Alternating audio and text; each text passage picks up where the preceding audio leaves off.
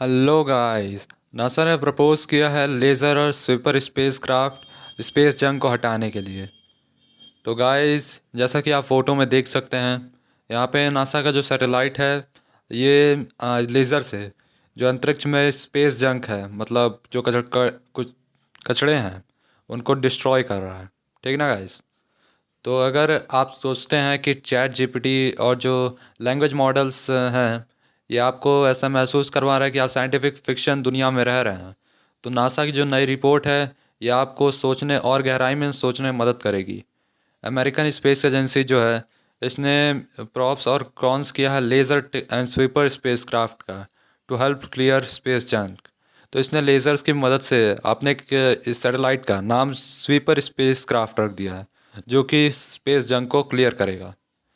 और इस कहा है कि आओ हमारे जो प्लानट है उसमें ह्यूज बहुत ही विशाल स्पेस डेब्रिस प्रॉब्लम है, और जो नियर मिशंस होंगे उनके लिए मतलब खतरा है, स्पेस डिज़ास्टर होगा, ऐसा इंटरनेशनल स्पेस स्टेशन ने कहा है। और वो इसके ऊपर काम कर रहा है। और इसने गवर्नमेंट के साथ और जो बिजनेसेस और साइंटिफिक कम्युनिटी है उनके साथ बातें कर रहा है। तो जो जर्नल फिक्शन साइंस है, इस साइंस में साइंटिस्ट ने कॉल किया है legally binding international treaty government करने के लिए डिप्लॉयमेंट ऑफ सैटेलाइट्स, जो कि इंस्पिरेशन होगा recently redefined UN high seas treaty के हिसाब से। और जो साइंटिस्ट उन्होंने प्रपोज किया कि जो एग्रीमेंट होगा ये इम्प्लीमेंट करेगा प्रोड्यूसर्स को, यूज़र्स की रिस्पॉन्सिबिलिटी होगी सैटेलाइट्स और डेब्रिस करने के लिए टाइम दे वे लॉन्च करते हैं। और अकॉर्डिंग टू दैम जो एग्रीमेंट है इसने अकाउंट में लिया है कमर्शियल कॉस्ट को, जो रिस्पॉन्सिबिलिटीज़ लेते हैं और पूरी भरोसे से मतलब सैटेलाइट को लॉन्च करते हैं। लेकिन इन्होंने स्पेस जंक अब ज़्यादा प्रोड्यूस ना हो इसके लिए जो कि एक सॉल्यूशन निकाला है। और जो स्पेस जंक है इस पे नासा ने जो दो तरह के सॉल्यूशन निकाले हैं। और पहला है ग्राउंड सैटेलाइट और दूसरा है स्पेस लेज़र। तो जो using laser to clear space junk, so laser जो हैं ये फोर्स लगाएंगे स्पेस पे बिना किसी फिजिकल कांटेक्ट के। नासा ने फोकस किया है दो तरह के लेज़र्स टेक्नोलॉजीज़ पे जो कि स्पेस जंक को मैनेज करेंगे। तो पहला है फोटोन प्रेशर और दूसरा है अबलेशन। फोटोन प्रेशर जो होगा ये इसमें फोटोन प्रेशर टेक्नोलॉजी होगा। लेजर्स नच डेब्रिस जो होंगे इंश्योर करेंगे कोलिजन्स ना हो। और जो फोटोन होगा ये एलिमेंट्री पार्टिकल होगा जो कि रिप्रेजेंट करेगा क्वांटम ऑफ लाइट को, और इसमें कोई मास नहीं होगा। लेकिन जो प्रोटॉन्स होंगे ये मासलेस होंगे, ये कैरी करेंगे स्मॉल अमाउंट ऑफ मोमेंटम। और जब फोटोन जो है ये ऑब्जेक्ट पे बाउंस होगा तो ये ट्रांसफ़र कर देगा थोड़ा सा हीट मोमेंटम के ऑब्जेक्ट पे। और जो थ्रस्ट होगा इस मेथड से बहुत कम बचेगा डी ऑर्बिट में any kind of debris, but ये एनफ होगा कि ये न हो सके it away from the collision. तो मतलब या तो इसको ये दूर फेंक देगा या तो जला देगा। इसका कहने का मतलब ये है कि जो फोटोन है वो पार्टिकल पे लगेगा और पार्टिकल जो है वापस बाउंस बैक करेगा, और छोटा पार्टिकल है तो गायब हो जाएगा, या तो घूम के पृथ्वी में अगर आएगा भी तो उसके जो पृथ्वी का जो कवच है उससे जल जाएगा, है ना गाइस। और जो पार्टिकल होगा वो जल के राख हो जाएगा, या तो वो किसी और ब्रह्मांड में या किसी और प्लैनेट के पास चला जाएगा। तो ablation using a powerful laser to cut into space junk.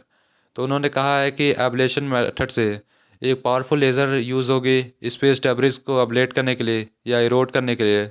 और यह जब होगा तो जो पीस होगा डेब्रिस का ये इजेक्ट करेगा मटीरियल मटेरियल को एक साइड से, जनरेट करेगा थ्रस्ट अपोजिट डायरेक्शन में और कॉज करेगा इसको हिलने के लिए। नासा के हिसाब से जो इजेक्टेड मटेरियल होगा ये कॉम्बिनेशन होगा गैस का प्लाज्मा का, और कंट्रीब्यूट करेगा न्यू डेब्रिस की तरफ, मतलब नहीं करेगा, जो कि हमारे इन्वायरमेंट के लिए ख़तरा बन रहा है। और जो फोटोन प्रेशर मेथड होगा इसमें अब्लेशन जो है इसको ज़रूरत होगी ज़्यादा पावरफुल लेज़र की बीम की और एक अचूक निशाने की। और जो साइमुलेशंस है conducted by the space agency, मतलब टेस्ट हुआ जो, उसने इंडिकेट किया कि ये जो मेथड होगा ये यूज़ किया जा सकता है डी ऑर्बिट डेब्रिस के लिए instead of just redirecting it, मतलब वो डी ऑर्बिट डेब्रिस की तरह यूज़ हो सकता है। तो स्पेस बेस्ड या ग्राउंड बेस्ड लेज़र जो होगा ये होगा स्पेस जंग को हटाने के लिए।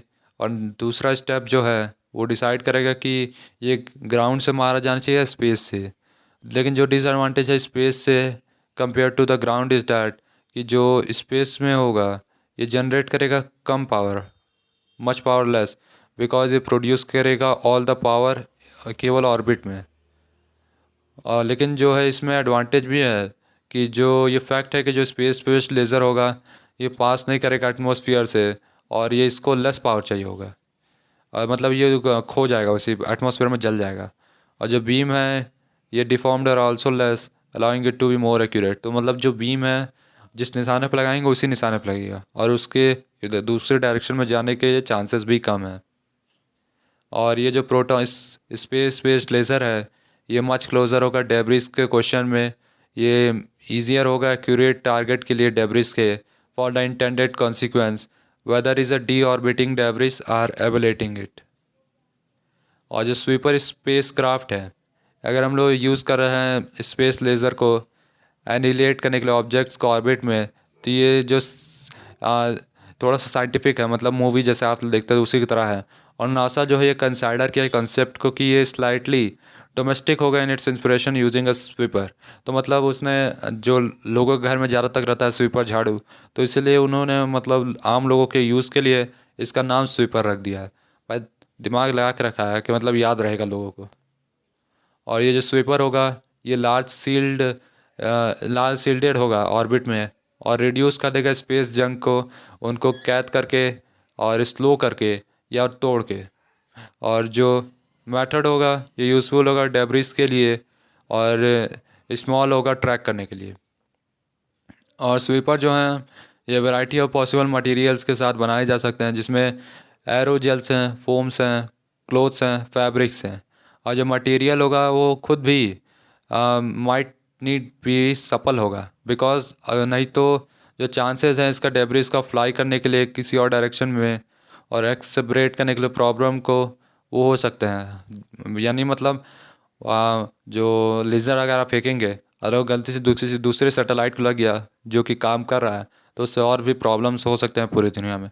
तो इसीलिए भाई सोच समझ के मतलब निशाना और सही जगह पर लगाने की तैयारी है, क्योंकि इससे समस्या का निवारण चाहिए, ना कि समस्या को बढ़ाना है।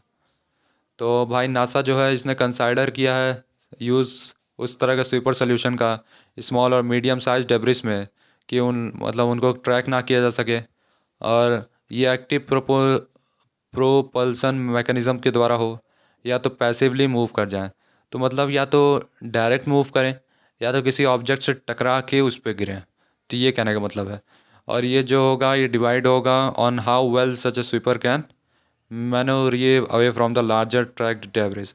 तो ये मतलब डिसाइड करने के लिए कि ये जो कचरा है स्पेस जंक है जो वो स्वीपर से कितनी दूरी पे है, तो इसके हिसाब से या तो पैसिव अटैक होगा या तो एक्टिव अटैक होगा, और जो कंटिन्यू इफेक्ट करेगा स्मॉलर डेब्रिस को।